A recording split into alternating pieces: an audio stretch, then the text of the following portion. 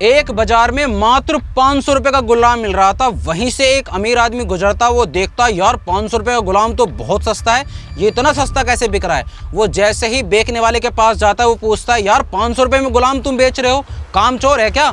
वो बोलता है नहीं नहीं, इसमें अंदर सारी खूबियां हैं, हर तरीके का ये काम कर लेता है, सिर्फ एक ही इसमें कमी है कि ये चुगली करता है। अब वो अमीर आदमी सोचता है कि यार घर में तो सिर्फ मैं और मेरी बीवी रहती हैं, चुगली करेगा भी तो किससे करेगा, सस्ता मिल रहा है खरीद लेता हूँ, बहुत काम आएगा।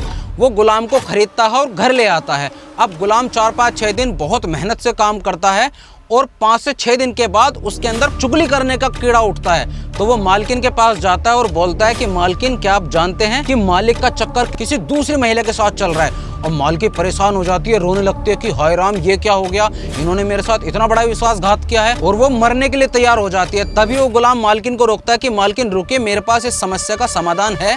मैं एक बहुत अच्छे बाबा को जानता हूँ जो बहुत तिलस्मी है, वो हर समस्या का निवारण कर देते हैं।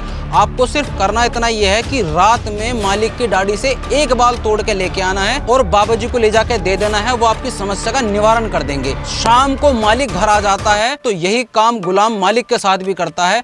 मालिक के पास जाके गुलाम बोलता है कि मालिक, क्या आप जानते हैं कि मालकिन का चक्कर किसी दूसरे आदमी के साथ चल रहा है। अब मालिक आग बबूला हो जाता है और गुलाम को मारने पे उतार हो जाता है। अब गुलाम हाथ जोड़ के बोलता है कि मालिक, एक बार आप मेरी बात का विश्वास करिए, यकीन नहीं होता तो आज रात आप जाग करके सोइए, क्योंकि आज रात ही आपकी बीवी आपको मारने आएगी। अब मालिक को लगता है कि कहीं इस गुलाम की बात भी सच हो सकती है, तो वो रात में जाग के सोता है। अब मालकिन को भी अपना काम पता था कि मालिक की दाढ़ी से एक बाल निकालना, क्योंकि उसको अपनी समस्या का समाधान करना था। अब मालकिन रात को 3 बजे कैंची लेके अपने पति की दाढ़ी से बाल निकालने जाती है। वहीं दूसरी तरफ मालिक के दिमाग में भी गुलाम की बातें चल रही थी कि रात में मेरी बीवी मुझे मारने आएगी। लेकिन जैसे ही वो अपनी पत्नी को कैंची हाथ में लिए हुए देखता है तो वो उसका शक यकीन में बदल जाता है कि ये तो सच में मुझे मारने आ रही है। वो इतना गुस्से में हो जाता है, आओ देखता ना ताओ देखता, वो कैंची छीनता और उसके गले में घोंप देता है और वो ऑन द स्पॉट खत्म हो जाती है। अब ये बात उसकी पत्नी के घर वालों को पता चलती है। उसकी पत्नी के घर वाले आकर के उसको खत्म कर देते हैं। फिर दोनों के परिवारों में इतनी ज्यादा लड़ाई हो जाती है कि दोनों परिवार लड़के आपस में खत्म हो जाते हैं। इसलिए कहते हैं कि शरीर में घुलने वाले जहर का तो इलाज है,